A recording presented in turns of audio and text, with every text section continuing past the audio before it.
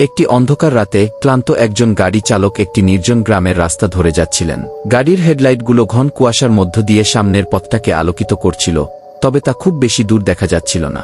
তিনি ক্লান্ত ছিলেন এবং বাড়িতে পৌঁছানোর জন্য অধীর আগ্রহে ছিলেন, তাই যখন তিনি রাস্তার ধারে দাঁড়িয়ে থাকা একটি মেয়েকে দেখলেন, কিছুক্ষণ দ্বিধা করলেন, তবে শেষ পর্যন্ত থামলেন। এটা ছিল একজন যুবতী মেয়ে, বৃষ্টিতে ভিজে ছিল সে, তার মুখ ফ্যাকাসে এবং চোখ দুটো দুঃখে ভরা। মেয়েটি বলল, কি দয়া করে, আপনি কি আমাকে একটু পৌঁছে দেবেন? সে নরম স্বরে বলল। চালক তার প্রতি সহানুভূতি অনুভব করে রাজি হলেন এবং দরজা খুলে গাড়িতে উঠতে দিলেন। যখন তারা চলতে লাগল, মেয়েটি চুপচাপ বসে রইল, জানালার বাইরে তাকিয়ে। চালক তার সাথে কথা বলার চেষ্টা করল, কিন্তু মেয়েটি শুধু ছোট ছোট রহস্যময় উত্তর দিল। সে তাকে শহরের প্রান্তে একটি পুরনো পরিত্যক্ত বাড়ির দিকে নিয়ে গেল।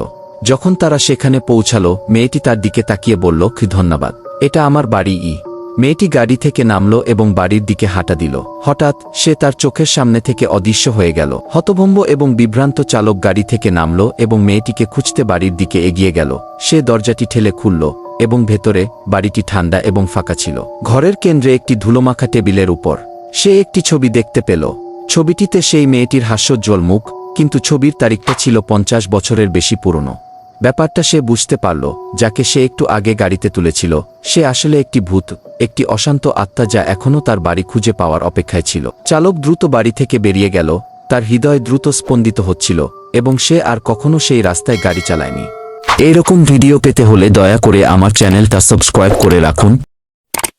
আল্লাহর ওয়াস্তে সবাই সাবস্ক্রাইব করে দিন।